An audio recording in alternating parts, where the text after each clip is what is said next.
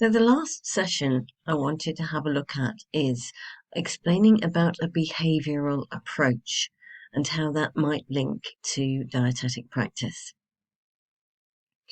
So this is about how we might work with an individual in particular, and how we might work to support them to change behaviour. So this is something that is recognised as a directive approach. So we're not just going to be doing counselling, it's not just listening to people. It is a way of working that is directing towards a specific goal.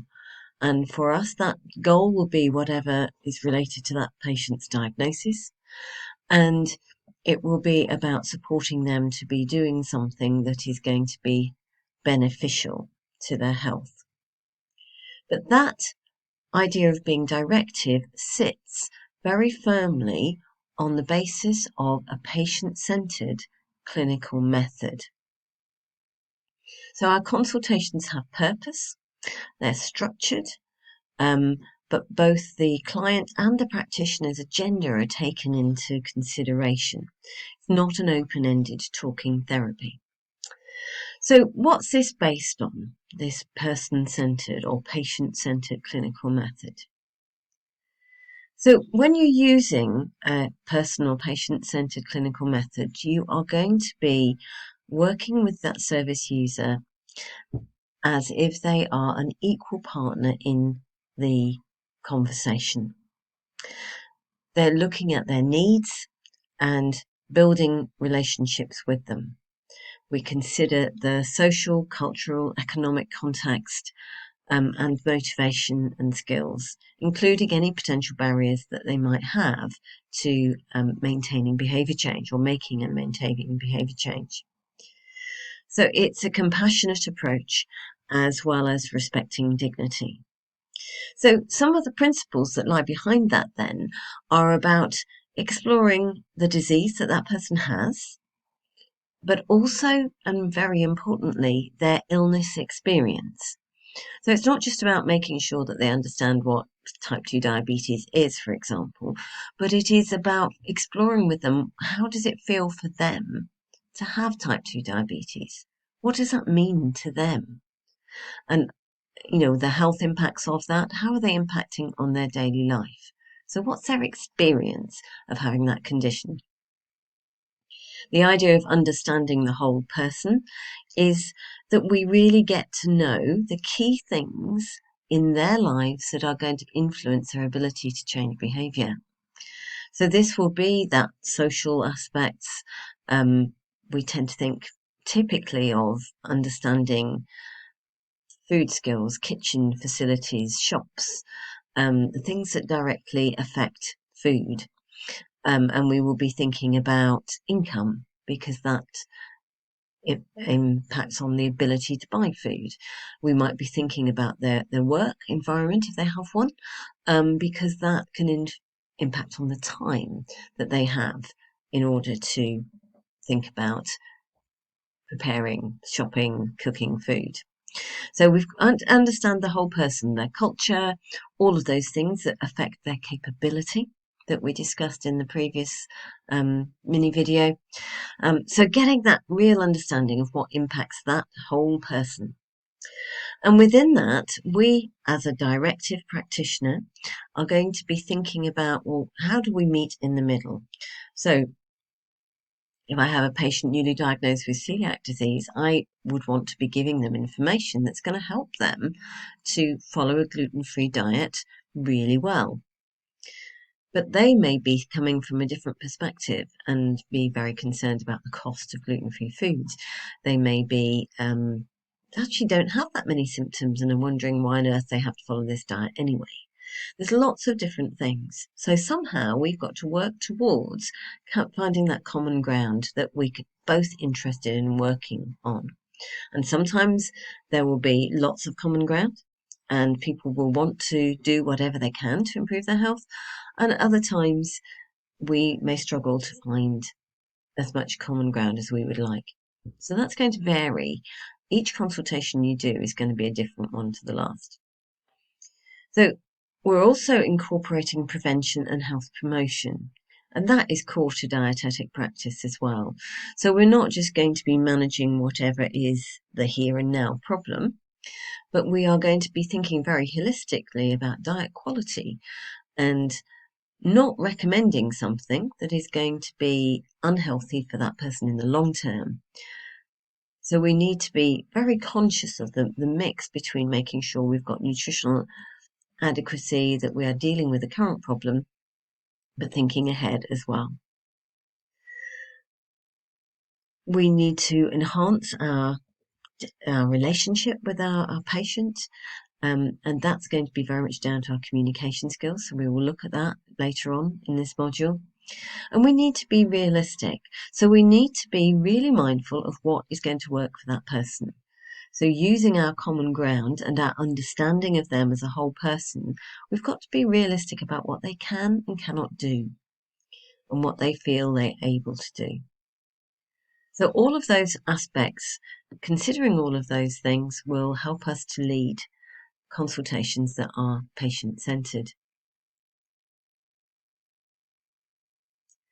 So one of the ways that we work to individualise with the behavioural approach is individualising people's needs. So you probably already see from the previous slide that finding common ground, understanding the whole person is very much about us getting to know that individual. And in order to do that, we're going to have to explore these areas in our approach with them. So we will look at current behaviour, and that's going to vary. Sometimes in inpatient that becomes less relevant because we're having to deal with here and now. But usually we will be reviewing people's current behaviour with them. We'll explore that idea of capability, all those internal things about that individual. We definitely need to explore their context and look at what opportunities they do or don't have, and how those two things link to their motivation. And sometimes people you would think should be motivated aren't necessarily.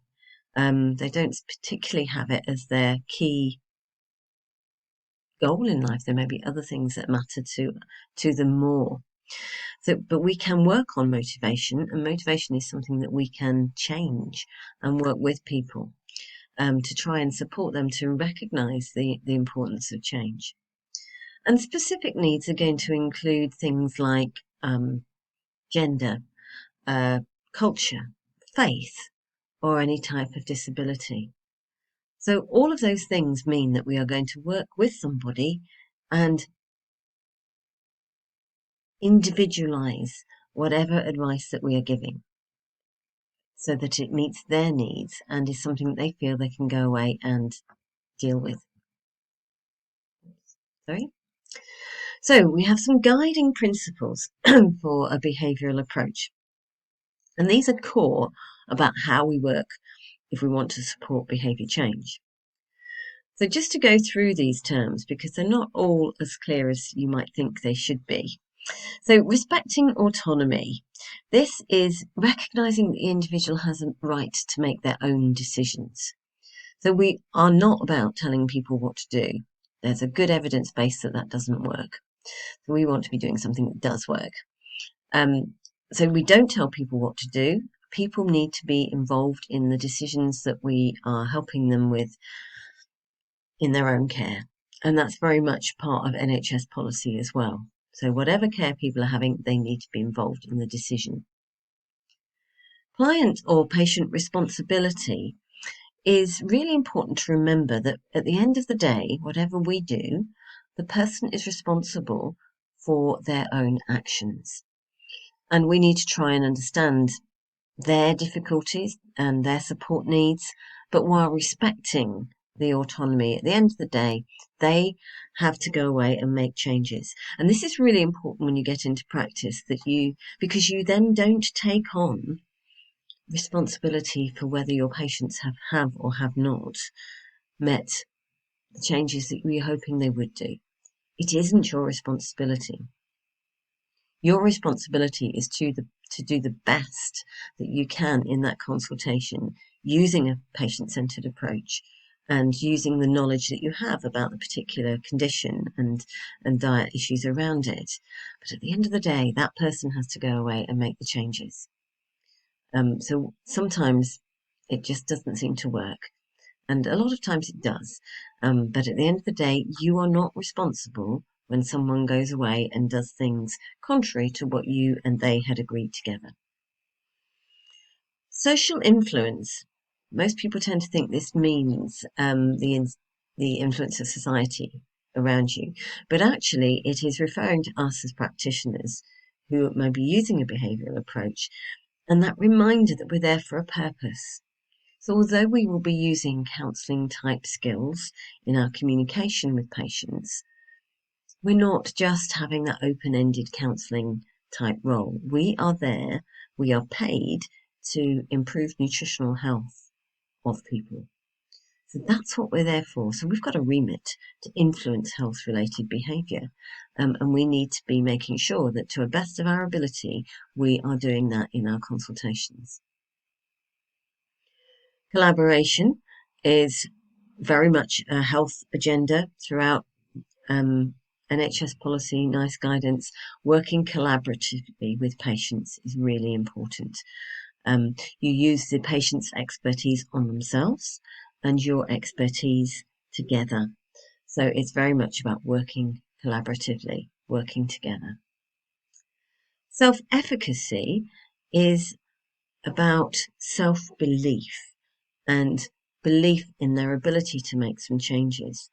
So we need to help people develop their self-efficacy so that they actually go away thinking, yes, I can do this. I believe I can do this. I'm going to have a go at doing this change. There are going to be times when that's difficult. It may be difficult with somebody with a learning disability. It can be very difficult with people with poor mental health, or it can be very difficult also for people who have tried to change their diets before and not succeeded, or not managed to maintain their success, such as in weight management. Empowerment is about people being supported to gain control over their decisions and actions. Sometimes you'll find people feel as if they are very out of control, and this is particularly common in weight management.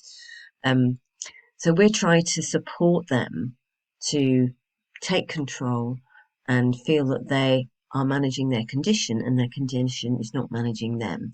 And for long-term conditions like diabetes, this is also extremely important.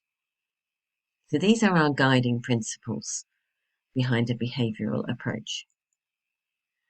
So in order to be client-centred or patient-centred, we need to have certain qualities and skills. And this is really important for us to remember. The first one is to be able to demonstrate empathy. And that's about putting yourself in the patient's shoes, trying to understand what it's like from their point of view. Not the same as sympathy, which is about feeling sorry for somebody. So it's just about trying to convey that understanding, and our communication skills can really help us do that. We need to be genuine. We need to be sincere, be ourselves, not try to put on any act and be somebody that we are not. Acceptance is about respect, being non-judgmental, and another term that's often used is unconditional positive regard. So whatever the conditions are, we ignore those. We will have positive regard for that person, whatever else is going on. So that means you can work with somebody in a prison, or someone you know who's committed some crime, or someone who lives a life very different to what your beliefs feel they should. Compassion is about being caring and concerned for that person and their situation. Our non-verbal communication, which we're going to look at in a lot more detail later on, is about looking interested, giving people our full attention, eye contact, that kind of thing. And our good communication is what we're going to cover a lot in the rest of this module, and that is all about helping to build trust and rapport and to get good information on which to build our client consultation and our recommendations for action. So I hope that gives you a little bit of background, and we'll cover more in the session.